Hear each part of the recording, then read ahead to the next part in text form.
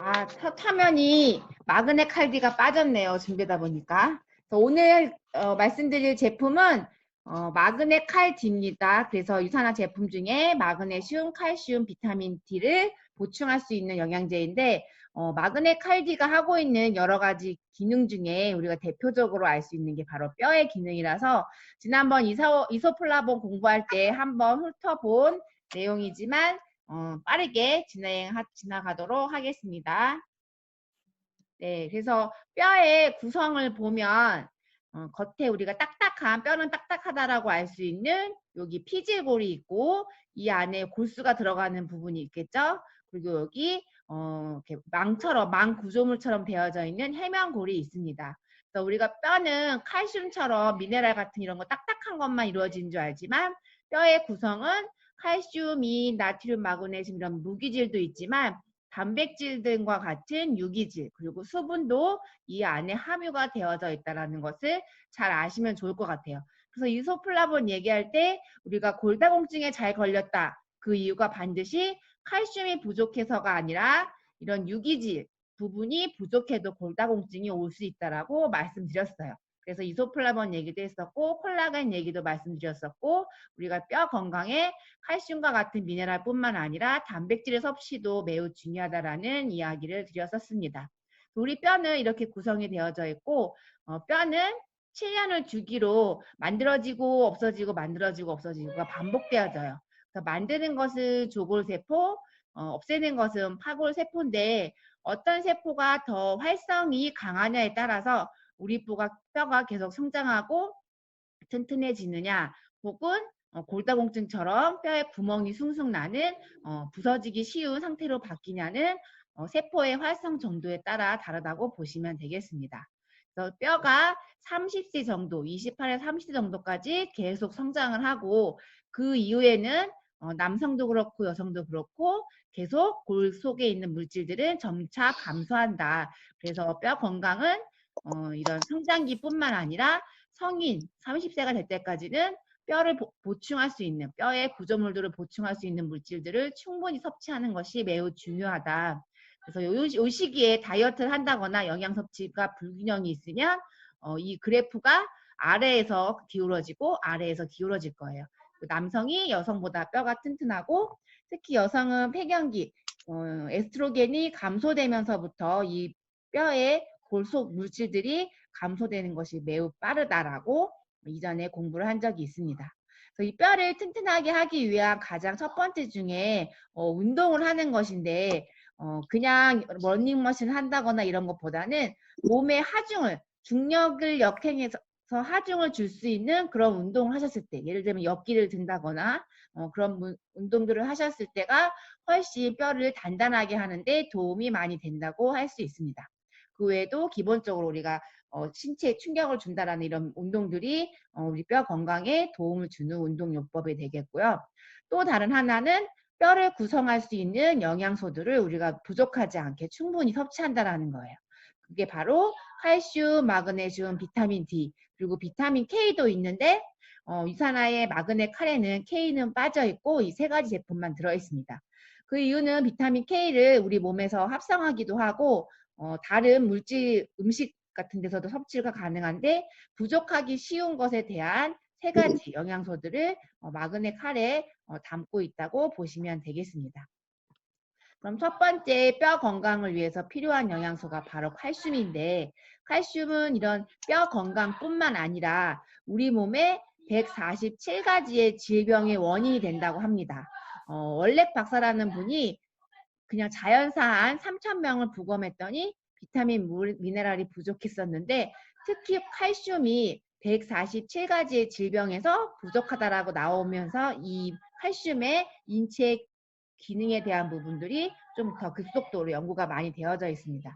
칼슘이 부족하면 신호 전달 체계가 안 되고 또 고혈압, 당뇨 이런 다양한 대사성 질환의 위험도 증가되고 또 부각성성 호르몬이 어떤 뼈에서 오은 칼슘 나오면 뼈에서 칼슘을 빼내게 되고 이런 칼슘들은 우리 몸에 유익한 것이 아니라 악성 칼슘, 나쁜 칼슘으로 작용해서 혈관벽에 침착이 되거나 그래서 고혈압 같은 걸 유발할 수가 있겠죠.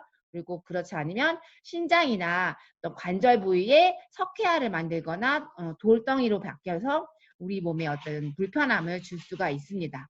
그래서 뼈는 미네랄 저장소라고도 이야기하지만 이 안에 들어있는 칼슘이라는 물질이 뼈를 구성하는 성분이 될 뿐만 아니라 우리 몸에서도 그 외에 많은 역할을 하고 있다는 것을 알 수가 있습니다. 첫 번째가 방금 말씀드렸던 것처럼 골격과 치아 형성과 유지에 중요하다.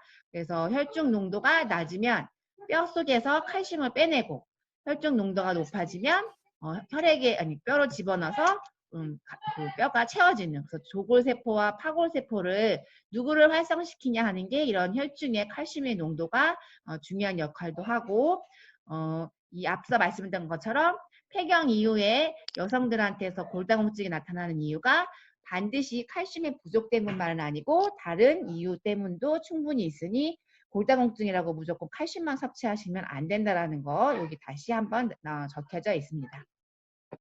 근데 이런 칼슘을 하루 어떻게 섭취하는지를 조사를 했더니 평균 섭취량이 권장량 대비돼서 엄청 낮은 거예요. 절 연령대에 걸쳐서 칼슘 섭취량이 굉장히 낮은데 그 이유를 살펴봤어요. 왜 한국 사람들이 이렇게 칼슘 섭취? 사실 전 세계적으로 부족한데 한국 사람들의 칼슘 섭취가 부족한 이유를 봤는데 일단 한국 사람들은 유당을 분해하는 효소도 없는 사람들도 많이 있고 유제품을 기피하고 나트륨을 많이 섭취하는 식습관을 가지고 있습니다. 그래서 이 칼슘이 우리 몸에 들어와도 빠져나가는 확률이 높다거나 혹은 칼슘 섭취량이 적기 때문에 부족한 현상이 나타나죠. 그래서 청소년기 혹은 여성 폐경기 이후에는 더욱더 많이 섭취하는 것이 매우 중요하고, 이런 칼슘이 부족했을 때 혹은 칼슘이 충분할 경우에는 대장암 발병률이 감소된다거나 혹은 심장병에 도움이 된다는 부분이 많이 연구되어져 있습니다. 가장 우리가 흔히 착각하는, 많은 의사 선생님들도 착각하는 부분이 무엇이냐면 바로 칼슘을 많이 섭취하면 신장 결석이 생기는 원인이 된다라고 얘기하고 있어요. 그런데 가만히 살펴봤더니 칼슘이 많아서가 아니라 부족하기 때문에 이런 신장의 결석이나 어떤 관절 부위에 석회화가 생긴다라는 보고들이 많이 밝혀지고 있습니다. 이유는 부족하니까 어디서 빼낸다고 그랬어요? 뼈에서 빼내고 그런 악성 칼슘들이 남아 돌다가 다시 뼈로 들어가는 것이 아니라 혈액을 타고 돌아다니다가 이런 결석을 만든다라는 거예요. 그래서 어떤 그 임상 혹은 통계 조사를 했을 때도 칼슘을 충분히 많이 섭취한 그룹이 오히려 결석률이 낮고 칼슘이 부족한 경우에는 결석이 증가된다라는 보고들이 있습니다. 근데 사람들이 칼슘을 이렇게 식품으로 섭취하는 거는 그래도 괜찮겠다. 근데 영양제로 먹으면 안 좋다라는 인식을 많이 갖고 있습니다. 그리고 그런 이야기들을 전문가들도 얘기하는데 칼슘을 하루에 섭취하는 제한되어진 양은 3,000에서 2,000mg 정도 될 정도로 꽤 높습니다. 근데 무엇이 문제냐면 우리 몸에서 한 번에 처리할 수 있는 양이 적은 거예요. 내가 하루에 3,000이니까 한 번에 3,000을 먹는다라고 하면 남는 것은 뼈로 막 들어가는 것이 아니라 혈액을 따라서 돌아다닐 수 있다는 거예요. 혹은 흡수가 우리 몸으로 되지 않을 경우도 있고. 그래서 우리 장에서 한 번에 흡수할 수 있는 칼슘의 양이 최대 600mg이기 때문에 칼슘은 하루에 여러 번에 걸쳐서 나눠서 수시로 드시는 것이 훨씬 효율적이고 건강에도 유익하다라고 알고 계시면 되겠습니다. 오히려 내가 그 골다공증이나 혹은 여러 가지 건강적인 염려를 위해서 칼슘을 식품으로도 많이 드시지만 어떤 영양제 형태로 드실 때는 우리 몸에 흡수가 잘 되는 칼슘의 형태도 중요하지만 한 번의 과량보다는 여러 번 나눠서 드시는 게 굉장히 중요하다. 유산화의 마그네 칼디를 보면 칼슘이 한정당 125mg을 섭취할 수 있게 되어 있어요. 그래서 필요에 따라서 2개, 3개, 4개 이렇게 드시게 되는데 적혀 있는 양으로는 하루에 2정 이렇게 되어져 있습니다. 권장량은. 2정으로 정한 이유는 우리가 일반적으로 음식을 통해서 칼슘을 섭취할 수 있는 양이 400에서 500 정도 된다고 얘기하고 있습니다. 근데 실제로는 그거보다 조금 적지만 그 정도 된다고 하고 있고 권장량은 700에서 1000mg이기 때문에 어떤 보충제 형태로 2정 정도 더 드시면 700mg을 맞출 수가 있는 거죠. 근데 내가 식사 중에 칼슘 섭취가 매우 적다. 그러면 마그네 칼슘 등 영양제 보충제 형태로 추가적으로 더 드시는 게 필요하다고 보시면 되겠어요. 그리고 이 칼슘 같은 경우는 뼈에 99%가 있고 혈액의 1%의 농도를 아주 정확하게 맞추는 우리 신체의 프로그램이 되어져 있습니다.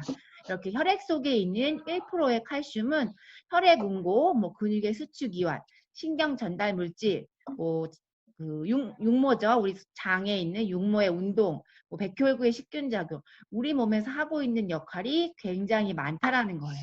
그래서 이 1%의 농도를 맞추기 위해 칼슘이 부족하다, 뼈에서 빼내고 남는다라고 하면 어떤 호르몬에 의해서 뼈로 저장되어지기도 하고 몸 밖으로 배출되어지기도 하는 일들을 우리 몸에서 항상성을 유지하면서 만들게 되어집니다.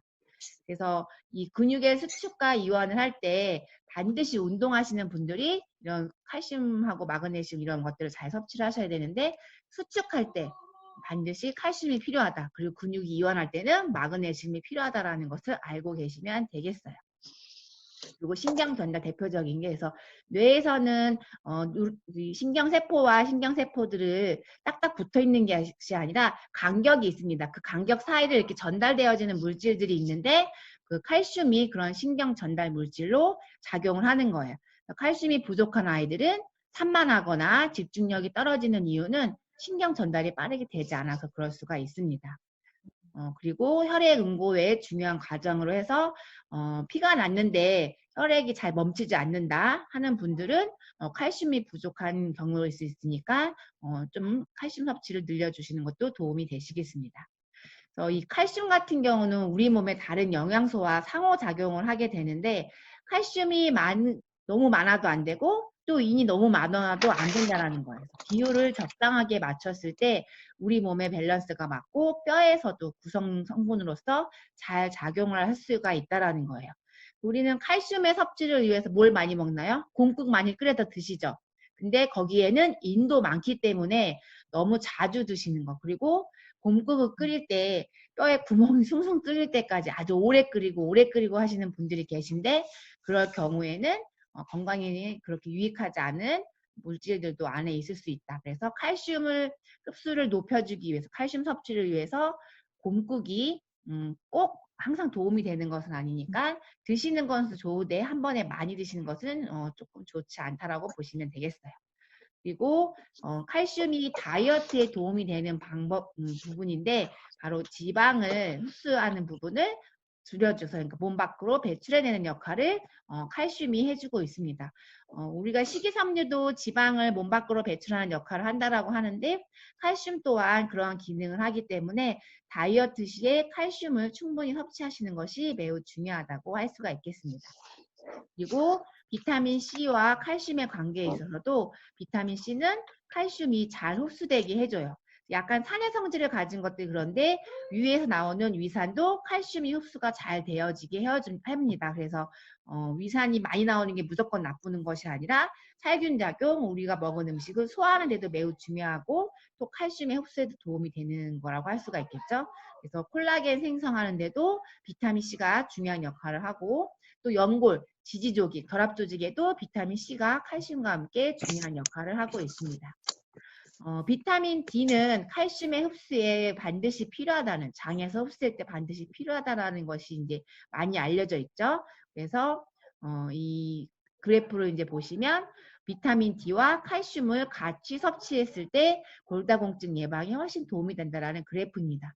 그래서 아까 골다공증이라고 칼슘만 섭취할 것이 아니라 칼슘은 충분한데 몸에서 흡수가 안 될 수도 있고 또 혈중에 있는 칼슘이 뼈로 이동되지 않는 경우도 많이 있어요. 뒤에서 말씀드리겠지만 비타민 K가 그런 기능을 하고 있습니다. 많은 분들이 궁금해하세요. 칼슘과 카페인의 상관관계에서 칼슘 커피 한 잔 가지고 칼슘을 그렇게 많이 배출해내는 건 아니지만 2에서 3mg 정도밖에 안 된대요. 근데 하루 종일 커피를 달고 사시는 분들은 칼슘 배출에 영향을 미칠 수 있으니 너무 과도한 카페인 섭취를 하지 않는 것이 좋겠다. 또 어떤 일부의 사람들은 단백질을 너무 많이 먹으면 칼슘을 흡수를 방해한다라고 이제 이야기를 하고 있는데 사실 그게 틀린 말은 아니지만 단백질이 오히려 칼슘을 배출하기도 하지만 흡수하는 기능도 가지고 있기 때문에 플러스 마이너스에서 크게 영향을 주지 않는다라고 학자들이 이제 이야기하고 있습니다. 그리고 우리가 칼슘제를 섭취하는 동안 부작용이라고 말하는 어떤 불편함이라고 얘기할 수 있는 게 변비, 뭐 배에서 가스가 생기는 부분, 복부 팽만 이런 게 다 변비와 변비의 증상들인 거죠. 그래서 이런 위장 장애를 일으킬 수가 있는데 이 칼슘 흡수제가 빠르게 우리 몸 안에 섭취했을 때 녹아서 흡수가 되어져야 되는데 그러지 않을 경우 그리고 한꺼번에 너무 과도하게 섭취했을 때 이런 경우가 나타나지 일반적인 양으로 섭취했을 때는 이런 문제가 크게 나타나지 않는다고 보시면 되겠어요. 그리고 하루에 나눠서 드신다라는 부분 아까 말씀드렸었고 그다음에 칼슘제 같은 경우는 구연산 칼슘 잘 흡수가 도움이 되고 탄산 칼슘 우유에서 뽑은 혹은 천연 소금에서 뽑은 탄산 칼슘제가 잘 녹고 흡수가 높다. 그 외에 이제 흡수가 잘 되지 않는 칼슘제들도 있고 물에 녹지 않는 칼슘제도 있으니까 선택에 매우 중요하다고 볼 수가 있겠죠. 또 여기서 하나 말씀드리고 싶은 것은 칼슘 섭취를 위해서 성장기나 혹은 노인분들한테 우유를 반드시 섭취해야 된다고 하고 있습니다. 칼슘도 있고 단백질도 있고. 근데 우유는 사실 항생제도 많고 성장 촉진제도 많이 있죠. 그래서 너무 과도하게 섭취하는 것은 사실 저는 먹지 않아도 되는 게 우유라고 생각하고 있습니다. 근데 좋은 유기농법으로 이제 키운 소에서 뽑은 우유라고 하면 먹어도 괜찮겠죠. 근데 그렇지 않은 경우가 많으니까 너무 과도한 우유의 섭취는 칼슘 섭취에도 단백질 섭취에도 유용한 방법은 아니다라고 알고 계시면 되겠습니다. 그 다음 영양소는 바로 비타민 D인데요. 비타민 D는 햇빛 비타민으로 우리가 햇빛을 하루에 2, 30분 쬐면 하루에 필요한 양만큼 피부의 밑에서 피하 조직에서 합성되는 것으로 알려져 있습니다. 그런데 이 수명을 연장시켜주는 항암 비타민이면서 여러 가지 닉네임을 갖고 있는 이 비타민 D가 우리 몸에 합성되지 않는 분들도 있고 그 섭취량 혹은 우리 몸에 부족한 그 평균 섭취량보다 굉장히 부족한 칼슘처럼 부족한 영양소로 지금 많이 알려져 있죠. 그래서 이 비타민 D가 하는 것은 장에서 칼슘의 흡수를 도와서 뼈 형상을 해주는 부분, 또 면역 기능, 항암 기능도 이 비타민 D가 충분했을 때 다 해준다라는 부분이죠. 그리고 대장암과 유방암에 대해서는 반비례 관계를 성립한다라는 결과들이 많이 있을 정도로 대장암, 유방암 환자들을 겪었거나 혹은 그것에 대해서 예방하고 싶다고 하면 비타민 D를 충분히 드시는 것이 굉장히 중요하다 할 수 있겠습니다. 그리고 당뇨 예방에도 비타민 D가 중요한 역할을 하고 있죠. 그리고 이런 바이러스 예방에도 도움이 되고 또 심장 질환에도 또 치매에도 또 전체적으로 사망률에도 이 비타민 D가 매우 중요한 역할을 하고 있어서 지금 그 연구뿐만 아니라 중요도가 높아지는 비타민입니다. 우리나라 사람들이 비타민 D가 낮은 이유는 칼슘처럼 좋아하는 음식 선호도가 비타민 D가 부족한 많이 들어있는 음식들을 싫어한다라는 거예요. 일반적인 웬만한 식품에는 많이 들어있지도 않을 뿐더러 동물의 간 내장 별로 잘 안 좋아하죠. 그리고 등푸른 생선도 요즘은 또 거부하시는 분들도 많고 그다음에 버섯, 뭐 우유, 버터 이런 데 들어있는데 이 많이 들어있는 간, 내장, 등푸른 생선 등에 이제 가장 많이 있죠. 버섯에서도 그렇고. 근데 이 버섯은 이렇게 햇빛에 말렸을 때 비타민 D가 많이 생성되어지기 때문에 음식으로 필요한 만큼을 다 섭취하는 것은 매우 어려운 영양소 중에 하나가 바로 비타민 D라고 보시면 되겠어요.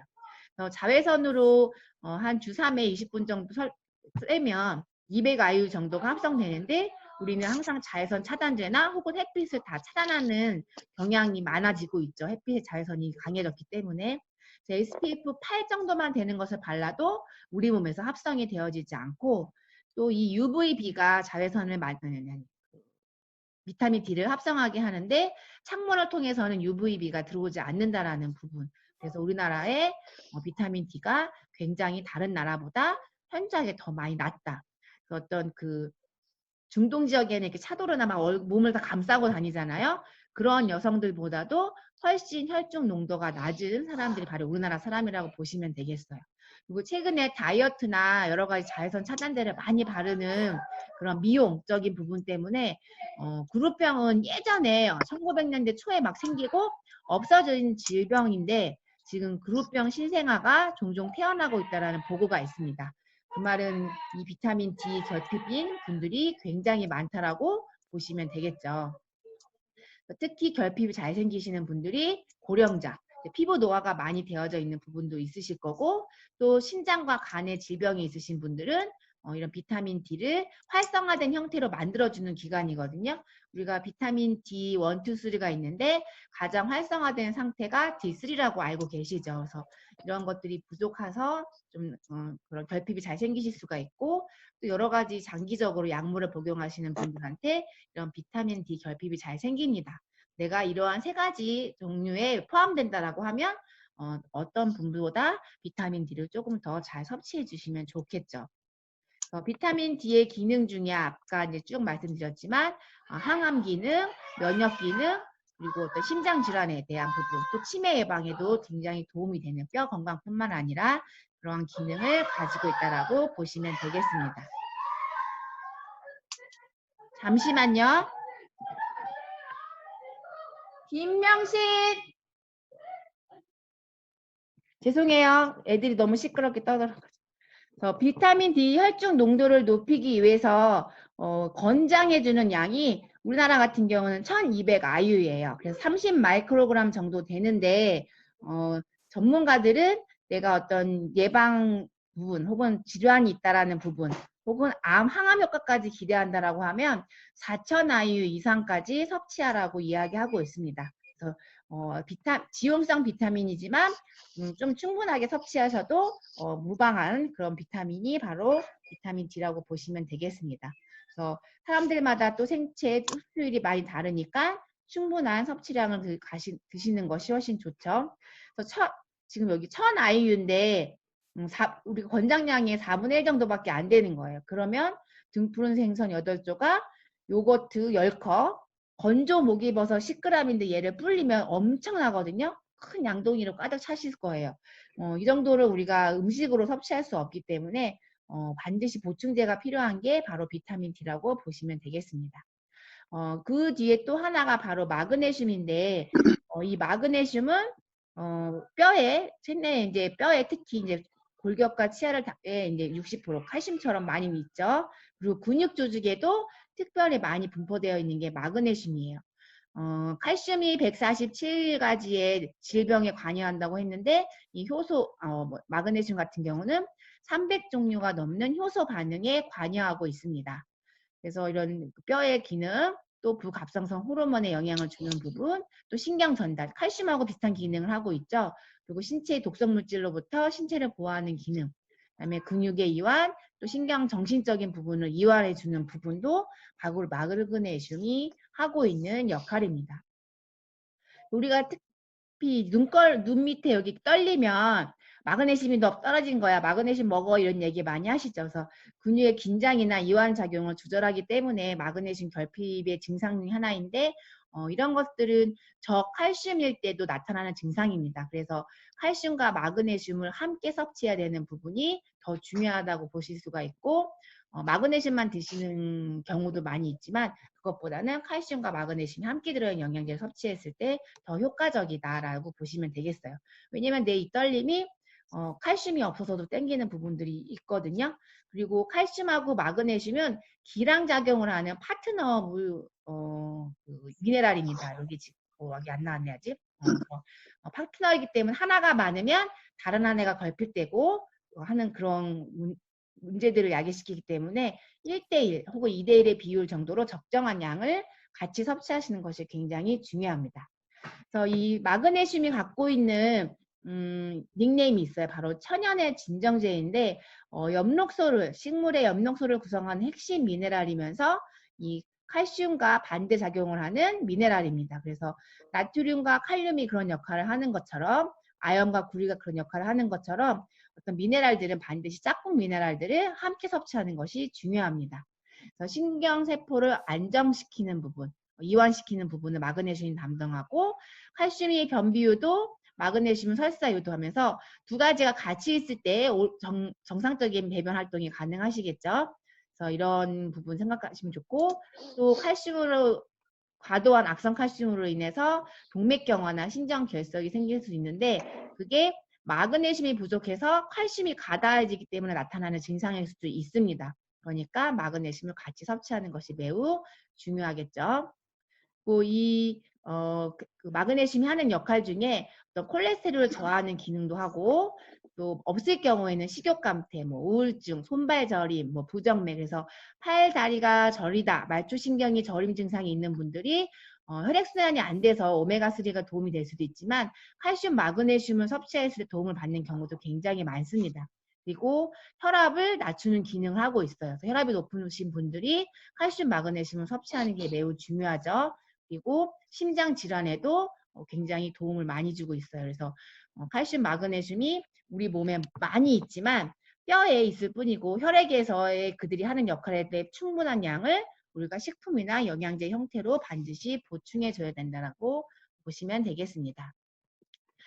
가장 좀 특별한 게 마그네슘을 미국 같은 경우에는 편두통 약으로도 사용을 하고 있습니다. 그래서 이제 편두통을 겪어보신 분들은 알겠지만 한 4시간 정도 지속이 되고 맥박이 뜨듯이 욱신욱신 하는 게 있고 손발 전조증상처럼 이렇게 저린 이런 경우도 있다라고 합니다. 근데 이럴 경우에 마그네슘은 600mg 정도 고함량으로 이제 처방하게 되면 이분들이 이제 이런 그 편두통을 없애는 역할을 해준다고 합니다. 그리고 또 만성 피로 증후군, 또 우울증 이런 부분에서도 스트레스를 낮추는 부분에서도 마그네슘이 중요한 기능을 하고 있어서 우리가 부족하지 않게 섭취하는 것이 중요하다 할 수 있겠습니다. 마그네슘 결핍이 잘 생기는 사람들은 장에서 흡수하는데 이제 문제가 있는 분들이에요. 사실 마그네슘뿐만 아니라 다른 영양소들도 우리가 섭취했을 때 장에서 흡수가 되어져야 되는데 잘 안 됐을 경우에는 다 결핍 증상이 일어나겠죠. 그래서 스트레스가 많거나 과량으로 땀 분비가 많으신 분, 또 짜게 먹는 습관, 여러 가지 약물을 섭취하시는 분들 같은 경우에 마그네슘 결핍이 잘 일어날 수 있으니까 추가적으로 더 많이 드시는 것이 도움이 되겠죠. 그래서 이거 외에 우리 제품의 마그네 칼디는 마그네슘, 칼슘, 비타민 D를 최적으로 함유하고 있는 제품이고 예전에는 액티브 칼슘이라고 해서 비타민 K도 함께 들어 있었습니다. 근데 지금은 비타민 K가 합성되어 우리 몸에서 만들어지는 경우도 있고 미합비타민 형태로도 또 섭취를 하게 돼서 유산화 같은 경우에는 이 마그네 칼디에서 이제 빠져 있죠. 그래서 요 비타민 K도 우리 골격 건강에 필수적인 영양소라고 보시면 되겠어요. 그래서 지용성 비타민이고 소장에서 이제 흡수되어지는데 이 비타민 K 같은 경우는 지용성 비타민이지만 저장이 많이 되는 것보다는 대사가 빠르고 자주 섭취해 주시는 것이 이제 도움이 되시겠습니다.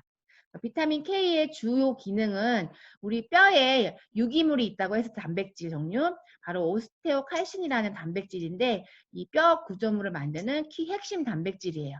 이런 거를 만들 때 바로 비타민 K가 중요한 역할을 하죠. 그리고 혈액에 있는 칼슘을 잡아다가 뼈에 이렇게 부착시켜주는 역할을 바로 비타민 K가 하고 있습니다. 그래서 비타민 K가 부족한 경우에도 뼈에 칼슘을 이제 가져다 주는 역할이 혹은 칼슘을 부족하게 만드는 원인이 될 수 있으니 잘 섭취하시는 게 중요하고 칼슘이 혈액 응고에 관여하고 있었는데 비타민 K도 바로 이 혈액 응고 과정에 중요한 영양소로서 작용을 하고 있습니다. 이 외에도 우리가 칼슘과 함께 뼈 건강에 도움을 주는 영양소들이 많이 있어요. 대부분 비타민 종류들, 그리고 단백질, 그다음에 여러 가지 미네랄 종류인데 이들이 각각 하나만 있어서 다 되는 것이 아니라 골고루 종합적으로 다 있는 것이 우리의 몸에 건강에 도움 많이 된다고 보시면 되겠습니다. 한번 쭉 읽어보시고요. 그 외에 이제 뼈 건강에 도움을 주는 것뿐만 아니라 이제 그 칼슘이 하고 있는 주 기능이 있어서 혈액의 1%가 있는 그 칼슘이 우리 몸에서 하는 여러 가지 역할들이 있었는데 그 기능에 도움을 주는 또 영양소들이 이런 모엽산, 비타민 B군들 또 소, 아연, 뭐 비타민 C 이런 역할들을 다 같이 칼슘과 함께 작용하면서 우리의 건강을 유지하는 데 도움을 주고 있습니다. 결국 이 칼슘으로 인해 우리 몸의 건강을 지키는 뼈 건강을 지키는 데 있어서 칼슘, 마그네슘, 단백질, 비타민 D 그리고 운동을 적절하게 하시는 것이 뼈 건강에 도움이 되실 수 있고 이 마그네 칼디로 섭취하는 마그네슘, 칼슘, 비타민 D가 우리 몸에서 하는 다양한 기능을 이 영양제를 통해서 또 우리가 이득을 얻을 수가 있겠습니다. 이제 여기는 좀 변해인데 흡연, 음주, 뭐 카페인, 짠 음식 등이 어떻게 골격계 건강에 영향을 미치는지 실험한 데이터들이에요. 이렇게 보시면 흡연하신 분들이 골밀도가 훨씬 낮죠. 금연을 하셔야겠습니다. 그리고 또 흡연한 여성들이 이제 골다공증 혹은 고관절 생기는 골절이 생기는 부분에서 봤을 때도 남성이든 여성이든 흡연하실 경우에 훨씬 위험도가 높아진다라는 그래프가 보실 수 있겠습니다. 또 술도 뭐 이게 오차의 범위가 넓긴 하지만 술을 많이 드시면 드실수록 골격계 건강에는 골절이 일어났을 때 이제 골격계 건강에 더 위험도가 높아지는 그래프 패턴을 보실 수가 있겠습니다. 그리고 카페인은 앞서 말씀드렸지만 그 칼슘을 내가 여기서 아주 중요한 문제인데 750ml 하루에 권장량을 충분히 드시고 있는 분들은 카페인을 많이 드신다고 해도 크게 그 어떤 골절이나 골다공증에 큰 영향이 없습니다. 그런데 그 이하로 섭취하시는 분들을 보면 크게 감소되어지고 있죠. 문제가 야기되어지고 있죠. 그 말은 우리가 영양제를 통해서 건강을 보충하고 있다는 부분은 문제되어지는 일이 발생했을 때 보호하는 역할도 충분히 한다라는 부분이에요. 그래서 저는 이 그래프를 보고 깜짝 놀랐죠. 내가 칼슘을 충분히 섭취하고 있다라고 하면 카페인을 좀 섭취하더라도 내가 보충하는 이 칼슘에 의해서 보상을 받고 있는 부분이죠. 그런데 부족할 경우에는 그게 직접적으로 뼈 건강에 영향을 미치고 있다는 부분. 그래서 필요한 충분한 양들을 마그네슘, 칼슘, 비타민 D를 마그네 칼 D 영양소로 보충하시면 건강한 뼈 건강, 그리고 신체 건강, 혈관 건강, 또 암이랑 면역 기능에도 도움을 많이 받으실 수가 있겠습니다. 네, 오늘 조금 길어졌는데 내용이 많아서 여기까지 하도록 하겠습니다. 혹시 질문하실 분 있으신가요?